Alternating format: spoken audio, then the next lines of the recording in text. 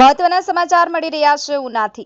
ઉનાના વાસુજ ગામે જૂની જર્જરિત શાળાને પાડી અને નવી બનાવવાની માંગ સાથે ઉના પ્રાંત કચેરીએ આવેદનપત્ર આપવામાં આવ્યું।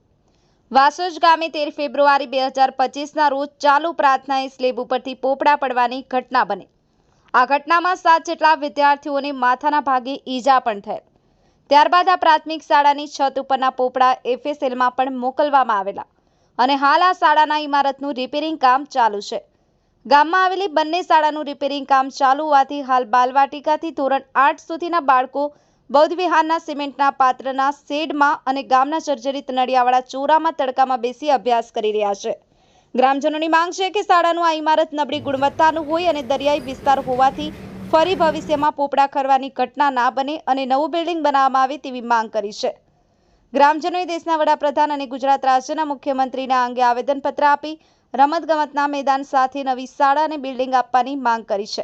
વોઇસ ઓફ ગીર ન્યૂઝ સાથે રાકેશ દવે, ગીર સોમનાથ। નરેન્દ્ર મોદી સાહેબ ભારત દેશના વડાપ્રધાન તેમજ મુખ્યમંત્રી ભૂપેન્દ્રભાઈ પટેલ એમને મારફત નાયબ કલેક્ટર સાહેબ ઉના દ્વારા આવેદનપત્ર આપી અને જણાવીએ છીએ કે અમારા ગામમાં જે શાળા છે એનો 13/2/2025ના રોજ બનાવ બનેલો હતો, જેમાં બાળકોને ગંભીર ઈજા થયેલી હતી। ટાંકા લીધા હતા, માથામાં, શરીરમાં બધા ભાગે ગંભીર ઈજા થઈ ગયેલી હતી। જે પ્રશ્ન મીડિયા ટ્રાયલ થઈ ગયો હતો, ખૂબ એમાં આકારણી થઈ હતી, બધું થયું હતું। હવે સરકારશ્રી દ્વારા અને ત્યાંની સ્થાનિક એજન્સી દ્વારા એવું નક્કી કરવામાં આવ્યું કે આ જે છે શાળા એને નવેસરથી રિનોવેશન કરો, જ્યારે એ રિનોવેશન કરવા યોગ્ય નથી। આપણો જે એરિયો છે, અમે જે એરિયામાં રહીએ છીએ, દરિયા કિનારાની નજીક હોય, ત્યાં ભેજવાળું વાતાવરણ હોય, જ્યાં સ્ટીલ લોખંડ જે એના સળિયા છે ને એ સડી જાય છે વહેલા, એની આયુષ્ય ટૂંકી હોય છે। જે બિલ્ડિંગ બનાવે છે એ ઓલરેડી પહેલેથી જ નબળી કક્ષાની બનાવેલી છે, એ બિલ્ડિંગ ચાલે એવી જ નથી। ભવિષ્યમાં કોઈ મોટો બનાવ બને તો જેમ રાજકોટમાં ટીઆરપી કાંડ થયેલું હતું એવો જ બનાવ વાસુજ ગામમાં અથવા આનાથી મોટો દુર્ઘટના થઈ શકે એવી શક્યતા ખરી। આવો જ એક બનાવ જુનાગઢ જિલ્લાના ભેસાણ તાલુકાના ખજૂરી હળમતિયા ગામે થયેલો હતો। ત્યાં માત્ર 7 જ દિવસની અંદર શિક્ષણ મંત્રી પ્રફુલભાઈ પાનસુરિયા દ્વારા તાત્કાલિક નિર્ણય લઈ એ શાળાને જમીનદોસ્ત કરી નવી શાળા માત્ર 7 જ દિવસમાં આપવામાં આવેલી હતી।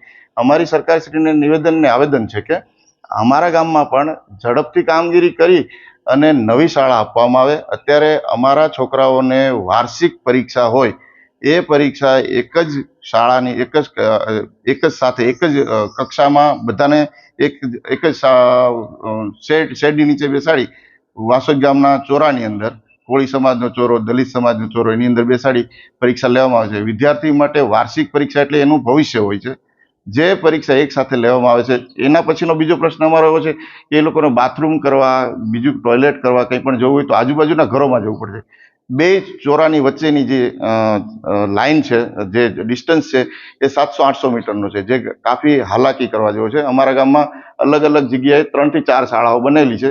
સરકારશ્રીનું નિવેદન છે કે એક જ જગ્યાએ નવું સ્થળ પસંદ કરી મોટા રમતગમતના મેદાન સાથે નવી શાળા આપવામાં આવે, એવું અમારું આવેદન અને નિવેદન છે। સરકારશ્રીને જાણ છે કે અમે એને ધ્યાન દોરીએ છીએ, ધારાસભ્યશ્રી, એમએલએ શ્રી, એમપી શ્રી બધાને અમે ધ્યાન દોરીએ છીએ કે આ શાળાના ઉપર તાત્કાલિક ફોકસ કરવામાં આવે, તાત્કાલિક નિર્ણય લેવામાં આવે, એની તટસ્થ તપાસ કરી અને નવી શાળા અને નવું મેદાન આપવામાં આવે, એવી અમારી માંગ છે।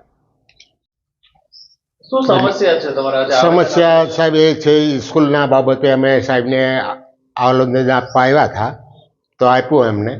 અમારી માંગ તો એ છે સાહેબ કે અવારનવાર આ પાછું રિપેર જો કરે અને પાછું બાળકોને ઈજા પહોંચે, એના પછી એ સ્કૂલ જ આખી જર્જરિત થઈ ગયેલી છે અને ખારી હવાથી જે એમના અંદરના સળિયા નાખેલા છે એ ફૂલી ગયા છે સાહેબ।